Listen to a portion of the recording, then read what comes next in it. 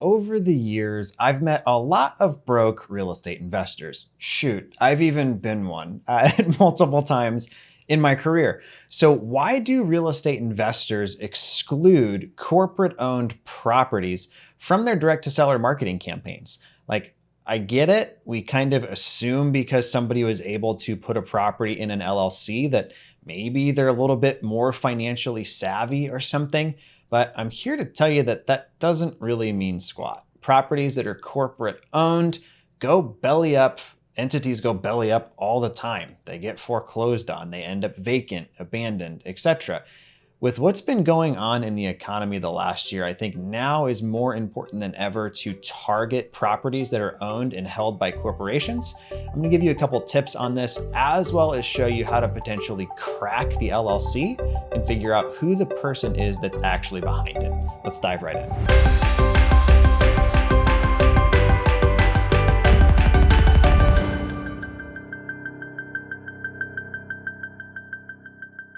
Hope you guys don't mind me being a little bit honest with you, and hopefully you're noticing this video looks a little bit different than previous ones you've seen shot in my office here. We upgraded some lighting as well as some cameras, so be sure to drop in the comments kind of your thoughts on if it was worth it or if I just wasted a stupid amount of money. And as always, if you're finding content on the channel helpful, all I ask is that you like the videos you find helpful and subscribe and turn on notifications. If you're enjoying hanging out with us as a whole, we're not pushing courses or anything like that down your throat. This video, quite frankly, I could totally turn into a course and farm out and make way more money than the $3 YouTube will probably pay me in ad revenue. But I want as many of you guys to see it and put it into action as possible. So for today's video, we are going to hop into PropStream to pull our actual list. Now, you could pull this through ListSource, but the reason we're going to use PropStream as a feature I'm going to show you here in a second. So once you are logged into your account, you're going to punch in the market where you're looking for deals. So I'm going to do Pensacola, Florida in this instance. Now, this is a strategy that you're probably not going to want to do like an entire city. You're going to want to niche down to more like single zip codes.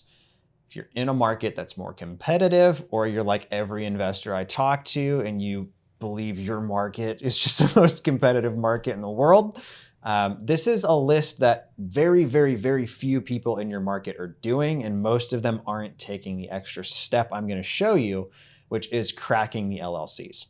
So we're in this zip code. This is actually the zip code I live in Pensacola. And we're going to hop into the filter here. Now, I'm just going to do kind of a quick and dirty search. So property characteristics, I'm going to say we're just looking for single family homes.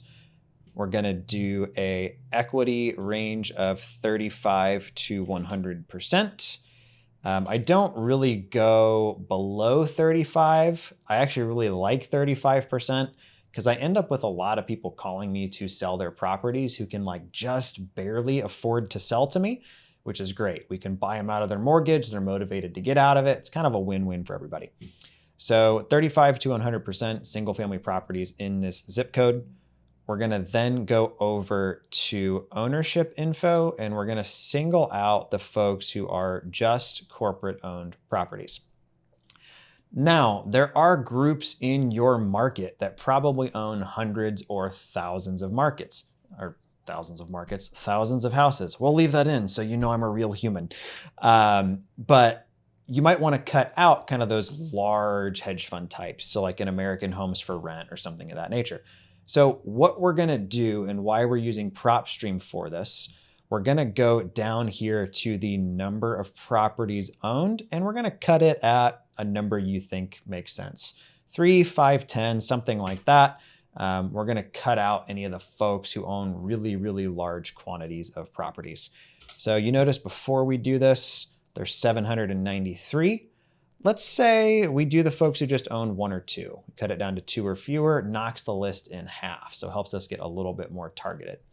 Now, you could go even a little bit deeper than this and look for maybe properties that are just vacant, right? There's 13 of those. That could be a really good list.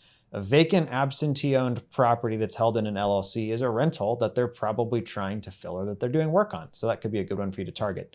But for the sake of this kind of trick I'm showing you here, We only want to see one particular LLC is all I'm really looking for.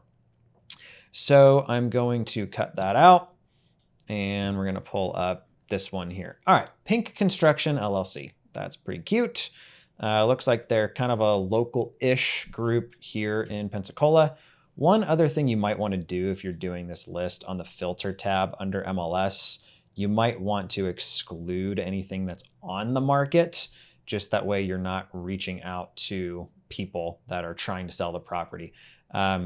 I'm not a big fan normally of capping ownership. I've bought more properties than I can count from folks who've owned them for like 6, 7 months, a year or less. But you might want to exclude recently sold as well. That way you're not hitting up other investors who just bought a deal off the MLS. But I'll kind of leave that up to you. So we've got this Pink Construction LLC property. What we're now going to do is head over to a website called Open Corporates. Open Corporates, as they describe themselves, are the largest open database of companies in the world. Sounds cool. Sounds like they also think highly of themselves, but they have pretty good data.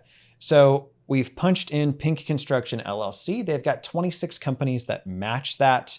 And what we're going to do is come over here and we're looking just for ones in the state of Florida.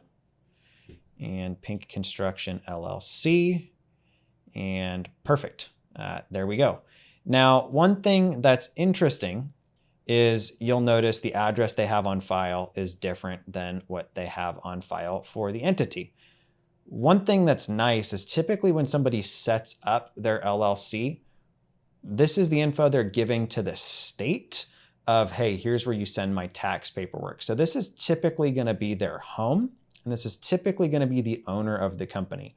So instead of just mailing Pink Construction LLC or whatever it was, you can mail the owner of Pink Construction, Orlando Mendez, at his, what is likely a home here. The other way you could potentially do this is go to like your Secretary of State. You can do Florida SOS, business search, and you could try to do this on like a state by state basis. I prefer to use Open Corporates because they have all of the states. Couple caveats with this: if their attorney set up their LLC for them, you're not going to get the mail to them. There's also groups called registered agent firms that they put their info on there so the owner of the company can remain more like anonymous. You're not going to get that to them as well. But to the folks that you're getting through to, you're reaching the owner of the property at their physical house. You look like you know more about the property and their situation than any other investor that's reaching out to them, which really, really makes you stand out from the herd of BS that's getting sent to their LLC. Keep in mind, most investors exclude corporates altogether. So by figuring out who owns the corporations and actually diving into those, you can really, really have some good response and some good deal flow off this. Now, I will recommend this is something you hire a VA or somebody else to do. You're not going to want to sit here and go through that same process and copy and paste these into Excel to send them over to a mail house. You should have somebody else do it. There's 323 in this one zip code. You're not that patient, and neither am I. Thank you for taking the time to watch this video. Good luck cracking some LLCs and getting in front of these guys. It's one of my favorite ways to find both sellers as well as buyers on the same marketing campaign. It's kind of like double dipping. Be sure to like and subscribe if you found this helpful. And remember, only subscribers get blessed by the Deal Fairy.